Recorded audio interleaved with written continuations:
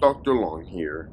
In account of junior personnel apparently quite enjoying my audio logs, O5 has requested me to create a basic terminology guide to help new personnel more easily get used to the terminology. I was obviously forced to be very happy about doing this while still having to do the audio logs, so I will be going over the basic terminology including clearance levels and object classes. Let's get this over with. Safe. A primary object class that describes an item that is sufficiently well understood that it can be reliably contained with little to no risk.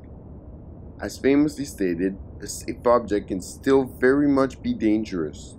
A thermonuclear warhead would be considered safe as it cannot be detonated unless multiple safety interlocks are removed.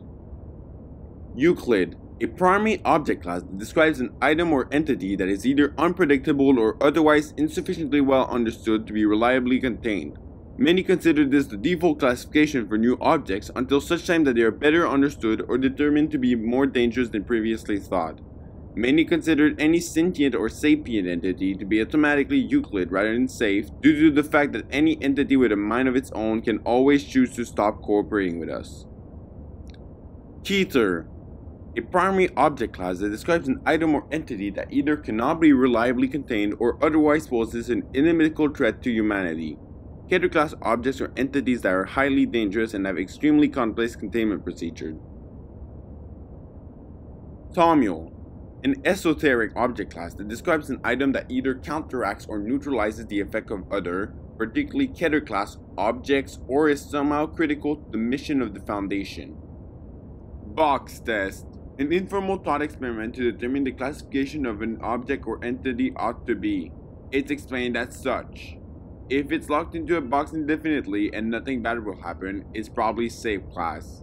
If it's locked into a box and we have no idea what will happen, it's probably Euclid class. If it's locked into a box and eventually all hell breaks loose, it's probably Keter class. And if it is the box, then it's probably Thaumiel class. The mind-affecting classification includes memetics, info hazards, Kognito Hazard, and amnesiacs. Memetic. Memetics are a subclass of Kognito Hazard that deal with transfer of information. In particular, anomalous memetic agents are a bit of hazardous information that are like mental viruses, triggering anomalous reactions in people who are exposed to them. It should not be used colloquially for mind-affecting, even though most memetic agents are indeed mind-affecting. Kognito Hazard. A term used to refer to an object that are dangerous to sense or perceive, whether through sight, sound, smell, taste, or feeling, not necessarily by touch. Info hazards. A term used to refer to an object that are dangerous to know about. Differs from Kognito Hazard as Kognito Hazards require direct contact, whereas info hazards may spread simply through people telling each other about them. Amnestic. Also referred to as amnesiacs in older articles, these are drugs, procedures, or devices that induce memory loss when administered to an individual. These are often used to wipe the memory of civilian witnesses to remain deniable of the Foundation's operations. Clarification. Amnestic is the scientific dictionary term for something that induces memory loss. The dictionary definition of amnesiac is a person with amnesia. While many site members will passionately argue their right to use the term in their writings, only one is scientifically correct. Redacted. One of the two types of censorship used by the Foundation. Something that is redacted is withheld from the article because the reader is not clear to see the information, typically because of a higher clearance level being required. Data expunged. The second type of censorship used by the Foundation. Something that has been expunged has permanently been deleted from all records because the information poses hazard in and of itself, such as if it's a memetic hazard. Level 0 clearance. For official use only. Level 0 security clearance are given to non-essential personnel who need no access to the information regarding anomalous objects or entities in the Foundation's containment. Level 0 access is typically held by personnel in non-secured clerical, logistical, or janitorial positions at the facility with no access to operational data. Clearance Level 1. Level 1 security clearance are given to personnel working in proximity to, but with no direct, indirect, or informal access to anomalous objects or entity in containment. Level 1 security clearance are typically granted to personnel working in clerical, logistical, or janitorial positions at the facility with containment capability, or otherwise that must handle sensitive information. Level 2 clearance, restricted. Level 2 security clearance are given to security and research personnel that require direct access to information regarding anomalous objects and entities in containment. Most research staff, field agent, and containment specialists hold a Level 2 security clearance. Level 3 clearance, secret. Level 3 security clearance are given to senior security and research personnel that require in-depth data regarding the source, recovery circumstance, and long-term planning for anomalous objects and entities in containment. Most senior research staff, project managers, security officers, response team member, and mobile task force operative hold a Level 3 security clearance. Level 4 clearance, top secret.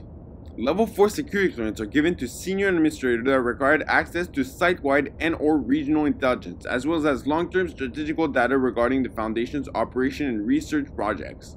Level 4 security clearance are typically only held by site directors, security directors, or mobile task force commanders. Level 5 clearance, Tamil.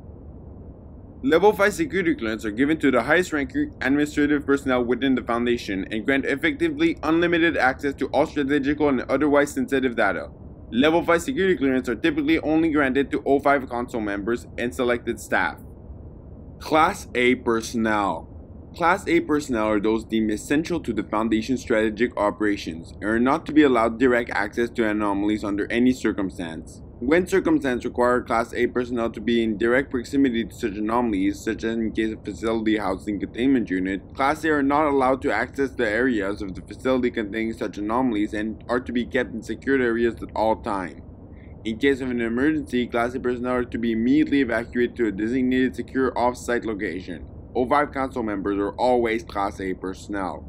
Class B personnel.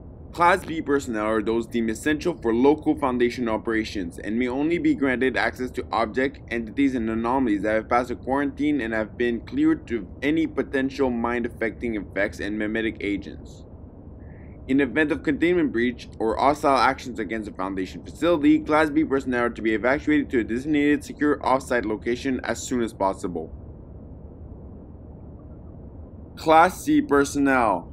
Class C personnel are personnel with direct access to most anomalies not deemed strictly hostile or dangerous.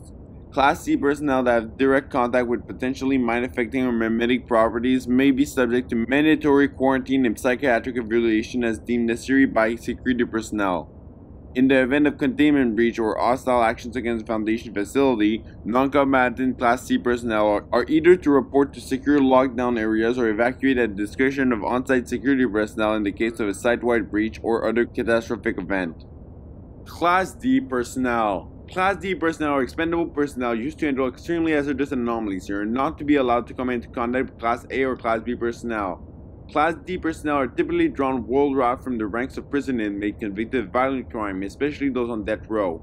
In times of duress, Protocol 12 may be enacted, which allows the recruitment from other sources such as political prisoners, refugee population, and other civilian sources that can be transferred into Foundation custody under plausible deniable circumstances. Class D personnel are to be given regular mandatory psychiatric evaluations and are to be administered amnestic of at least B-class rank or be terminated at the end of the month, at the discretion of on-site personnel and medical staff. In the event of a catastrophic site event, Class D personnel are to be terminated immediately except as deemed necessary by on-site security personnel. Class E. Class E is a provisional classification applied to field agents and containment personnel that have been exposed to potentially dangerous effects during the course of securing and establishing initial containment over newly designated anomalous object, entity, or phenomenon. Class E personnel are to be quarantined as soon as possible, monitored and screened for potentially harmful changes in behavior, personality, or physiology, and may only return to duty after being fully debriefed and cleared by psychiatric and medical staff. End of audio guide. That's it for the terminology. Now I have to go back to work on the audio logs. See you folks later.